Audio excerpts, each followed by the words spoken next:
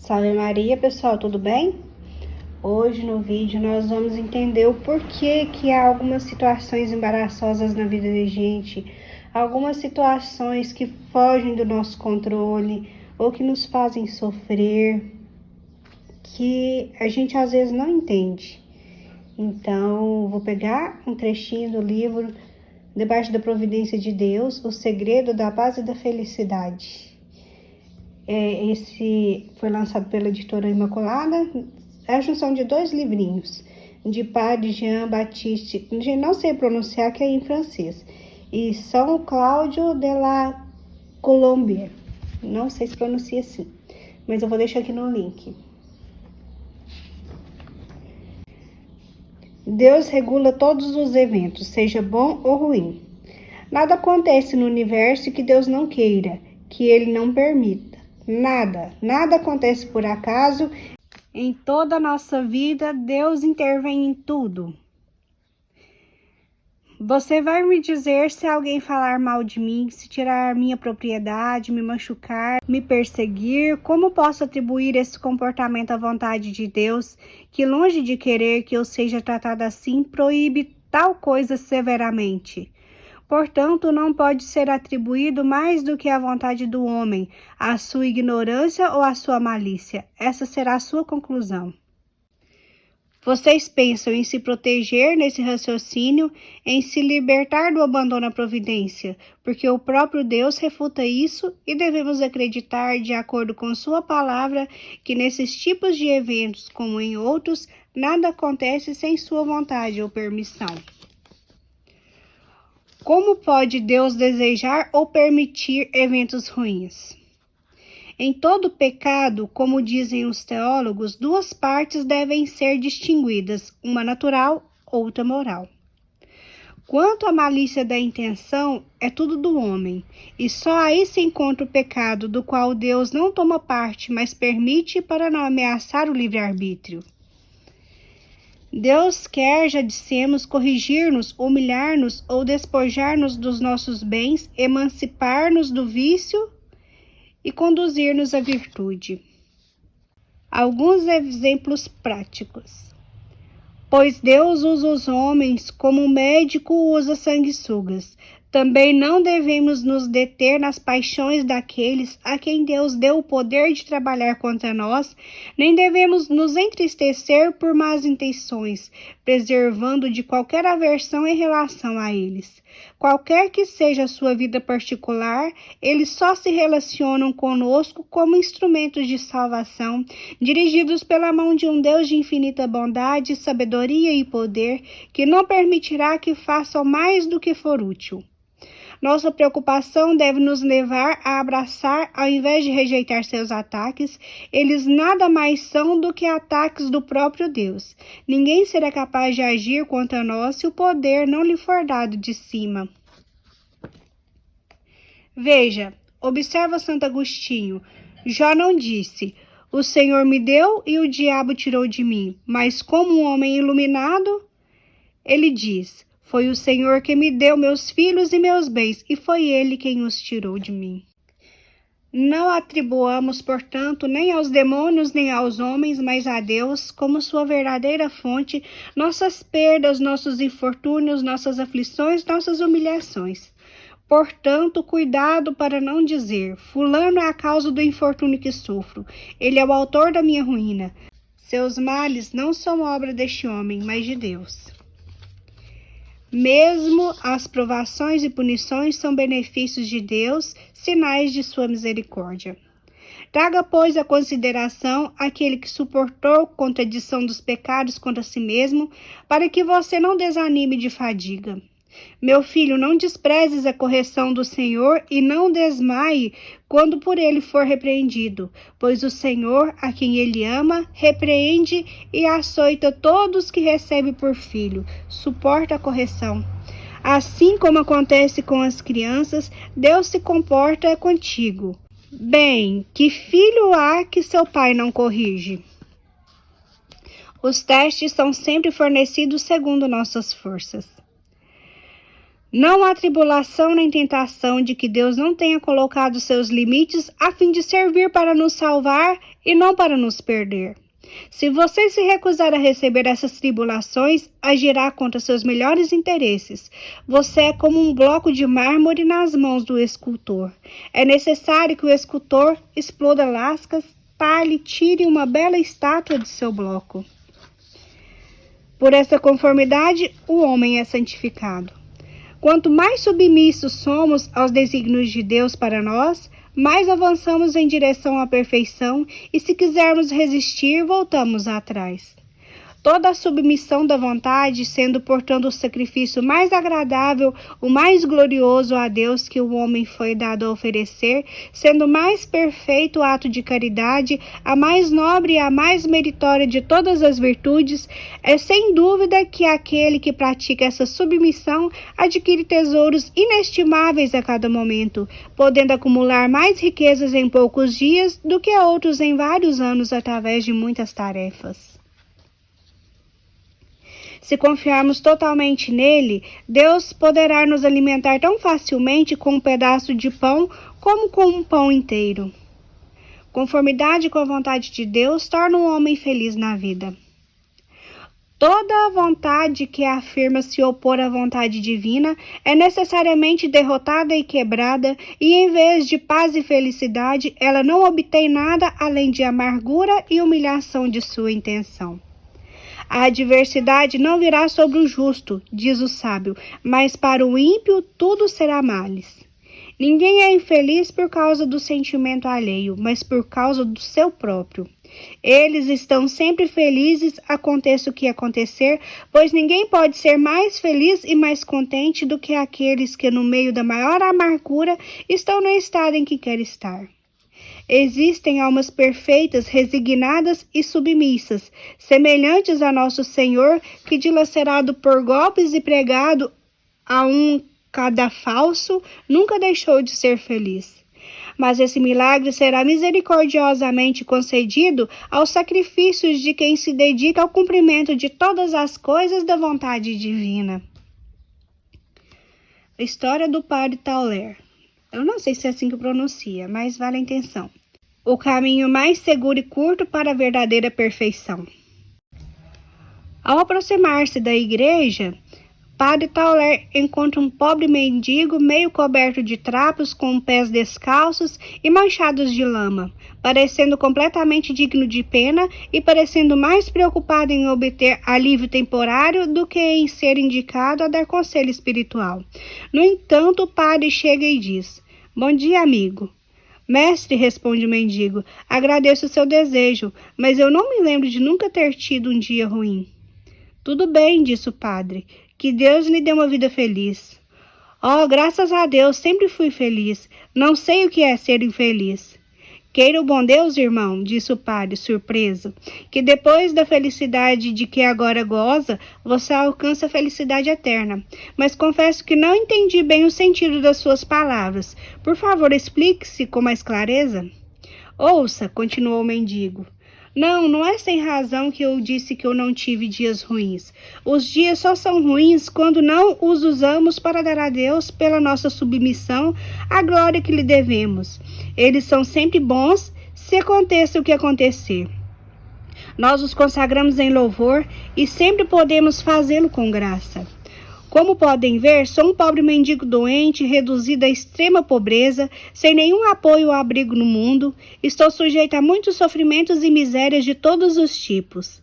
Bem, quando não consigo encontrar esmolas e estou com fome, louvo a Deus. Quando sou incomodado pela chuva, granizo ou vento, ou poeira ou insetos atormentando pelo calor ou pelo frio, bendigo a Deus. Quando os homens me rejeitam ou desprezam, eu abençoo e glorifico o Senhor. Meus dias não são ruins, porque a adversidade não faz dias ruins. O que os torna ruins é a nossa impaciência. O que acontece porque a nossa vontade é rebelde, ao invés de ser sempre submissa e exercitar-se devidamente em honrar e louvar a Deus continuamente. Nada nos acontece que Deus não queira, e o que Deus quer é o melhor para nós. De onde você vem? Venho de Deus, respondeu o pobre homem. Você vem de Deus? E onde você o encontrou? no lugar onde eu deixei as criaturas. Onde vive? Perguntou o padre. Em corações puros e em almas de boa vontade. Mas quem é você então? Eu sou o rei, respondeu o mendigo. Onde está seu reino? Lá em cima, disse ele, mostrando o céu. É um rei que possui um título seguro do reino de Deus Pai. Que professor lhe ensinou uma doutrina tão bonita? O padre perguntou finalmente. Como você aprendeu isso? Eu vou te dizer, disse o mendigo. Eu adquiri evitando falar com os homens a fim de conversar com Deus em oração e meditação. Meu único cuidado é permanecer constante e intimamente unido a Deus, à sua santa vontade. Tudo isso é para minha ciência e minha felicidade. A partir de então, o padre soube o que queria saber. Ele cumprimentou seu interlocutor e se afastou. Finalmente encontrei, disse ele, perdido em seus pensamentos. Finalmente encontrei aquele que estava procurando há tanto tempo. Oh, quão verdadeira é a palavra de Santo Agostinho. Eis que os ignorantes sabem e arrebatam o céu, e nós, com a nossa ciência árida, ficamos presos na carne e no sangue. Agora a prática da conformidade com a vontade de Deus. Devemos fazer o que Deus deseja, observar fielmente seus mandamentos e os de sua igreja, obedecer humildemente às pessoas que têm autoridade sobre nós e cumprir com precisão os deveres de nosso próprio estado. Em coisas e eventos naturais, devemos nos acostumar a sofrer por amor de Deus, de acordo com sua santa vontade, os pequenos incômodos de cada dia, como uma palavra ofensiva ao próprio amor, uma mosca inoportuna. E não só temos que querer o tempo como está, pois é Deus quem o faz, mas mesmo no desconforto que passamos, devemos dizer como os 3 jovens hebreus na fornalha da Babilônia: frio, calor, neve e gelo, relâmpagos e nuvens, vento e tempestade, abençoam o Senhor, cantam para ele e o louvam pelos séculos. Daniel 3,67. Se este momento for desconfortável para nós, pode ser muito favorável para outra pessoa. Se nos incomoda em nossos planos, não pode ser muito favorável ao plano dos outros. Nas calamidades públicas. Devemos nos conformar à vontade de Deus em todas as calamidades públicas, como guerras, fomes, pestes, reverenciar e adorar seus julgamentos com profunda humildade e, embora pareçam muito rigorosos, acreditar com certeza que esse Deus de infinita bondade não envia tais chicotadas se não resultam em grandes bens. Quantas almas foram salvas pelas tribulações que de outra forma estariam perdidas? Quantos são os que nas adversidades e aflições se voltam para Deus de todo o coração e morrem com verdadeiro arrependimento dos seus pecados? O que nos parece um flagelo e um castigo muitas vezes é graça e misericórdia notáveis. Ninguém nos dará o menor golpe que ele não queira e ordene. Ele pode nos entregar a todos os males enquanto todos ao nosso redor estão em paz. E o que devemos nos preocupar é nos tornarmos favoráveis ao Deus Todo-Poderoso. Porque ou nos permite tirar o máximo proveito dos males a que nos submetemos ou os evitará. Em dificuldades e cuidados familiares. Se você é pai ou mãe de família, deve conformar sua vontade à de Deus, tanto pelo número quanto pelo sexo dos filhos, que ele deseja conceder a você. A grande família é como um presente de Deus. Na mudança da vida financeira. Devemos receber com a mesma conformidade com a vontade divina as privações de emprego, a perda de dinheiro e todas as outras penalidades que tivermos que experimentar em nossos interesses temporais. Nas adversidades e humilhações, devemos nos conformar à vontade de Deus tanto na prosperidade quanto na adversidade, nas honras e humilhações, na glória e nas reprovações. Devemos receber todas as coisas, acolher todas as coisas como provisões que a providência nos prepara, para que demos a Deus com a nossa submissão a honra que lhe é devida e que ao mesmo tempo alcancemos com segurança o nosso maior bem. Acautelemo-nos de rejeitar essa prática sob o pretexto capcioso de que não somos capazes de tal resignação heróica. Na verdade, será o mesmo Deus que operará em nós, desde que não oponhamos à sua graça uma resistência que é um obstáculo. Nos defeitos naturais. Não basta não murmurar. Devemos nos contentar com o que nos foi dado e não desejar mais nada. O importante é usar bem o que ele nos dá. Acrescentemos que é bastante correto que muitos tenham apenas qualidades medíocres ou talentos limitados. À medida que Deus lhes deu, os salvará, enquanto talvez com mais eles se perderiam, pois a superioridade dos talentos não serve muitas vezes mais do que manter o orgulho ou a vaidade e assim tornar-se de longe uma ocasião de ruína. Em doenças e fraquezas. Se então percebemos que a natureza quer se mover, impacientar-se, rebelar-se, devemos reprimir tais movimentos e até mesmo nos humilhar profundamente diante dessas tentativas de rebelião contra nosso soberano e de nossa oposição aos seus adoráveis decretos. Na morte e nas suas circunstâncias. Aquele que, na hora da morte, praticar um ato em perfeita conformidade com a vontade de Deus, será libertado não só do inferno, mas também do purgatório, mesmo que ele tenha cometido todos os pecados do mundo por si mesmo. Quem aceita a morte com perfeita resignação adquire um mérito semelhante ao dos santos mártires que deram voluntariamente a vida por Jesus Cristo. E, além disso, ele morre feliz e alegre, mesmo em meio às dores mais intensas. Na privação de graças externas. Não se esqueça de que os castigos de um pai para os filhos dóceis são remédios saudáveis. Você quer desarmar o braço do Pai Celestial, tocar o seu coração, forçá-lo até mesmo a enchê-lo de novas graças?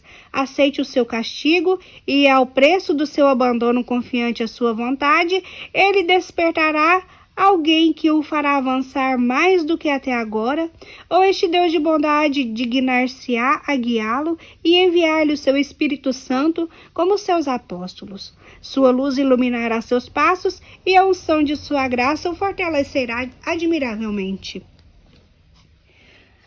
Sua vida é inteiramente devotada à piedade por meio de exercícios que se tornam como alimento de sua alma. Mas uma doença chega para quebrar a cadeia de práticas piedosas que você impôs a si mesmo. Você não pode mais assistir à Santa Missa, nem mesmo aos domingos. Você está privado do sagrado alimento da comunhão e logo seu estado de fraqueza o impedirá até de orar. Alma piedosa, não reclame. Você é chamado para a honra de alimentar sua alma, participando com o próprio Jesus Cristo de um alimento que você pode não conhecer, mas cujo uso fará de sua doença um poderoso meio de santificação. A minha comida é fazer a vontade daquele que me enviou. E observe que somente por meio dele você recebe a vida eterna. É Deus quem te reduz ao estado em que você se encontra. É Ele quem te dispensa das suas práticas de piedade ou mais ainda quem as proíbe. Tome todo o cuidado para não perder nenhuma dessas ocasiões e você estará no nível das almas mais queridas de Jesus. Não é de fato o que vivemos que nos dispõe a graça de Deus. O que nos dispõe é o ato da nossa vontade e isso não é sentido. Nas consequências de nossos pecados. Devemos sofrer com submissão e conformidade à vontade de Deus, as penalidades que nossa queda no pecado nos causa. Deus não quis, é claro, nossos pecados, mas se foram cometidos, Deus quer que esses castigos sejam seguidos para o nosso bem. Aceitemo-los da sua mão e tenhamos a certeza de que não há nada mais adequado do que essa humilde aceitação para nos ajudar a entrar e crescer na graça. Sobre penalidades internas. A história de Jó não nos prova que Satanás não poderia trabalhar em nós se Deus não lhe desse o poder para fazer isso? Você deve saber que os maus pensamentos, aos quais alguém resiste tanto quanto possível, são um purgatório da alma neste mundo e um motivo para a recompensa no céu. Se você não pode expulsá-los, contente-se em desaprová-los e então sofrer pacientemente sua importunação. Então, pessoal, aqui tá um trecho desse livro. Esse livro é maravilhoso. Ele é super pequeno. Rapidinho a gente lê ele completo. E ele dá muitas respostas para perguntas que a gente fica questionando, né? Ah, o que será que eu fiz de ruim para isso acontecer? Por que as coisas acontecem até com pessoas que a gente considera más e pra gente tudo desanda? Por que tanto sofrimento? Porque tudo tá dando errado e tal. E tudo Deus permite para a salvação da nossa alma. Pra gente ser humilhado mesmo. Pra gente entender nosso lugar e depois tudo vai resolver. É como se fosse um purgatório aqui na Terra, né? Porque o que a gente puder evitar desde já de ir passar no purgatório é melhor, né? E de não ir pro inferno, então, nem se fala. Então, gente, esse livro eu recomendo muito. Foi só um trechinho, um resuminho, bem resumido mesmo, mas ele tem um conteúdo muito profundo. Eu recomendo muito. Salve Maria, fiquem com Deus e até o próximo vídeo.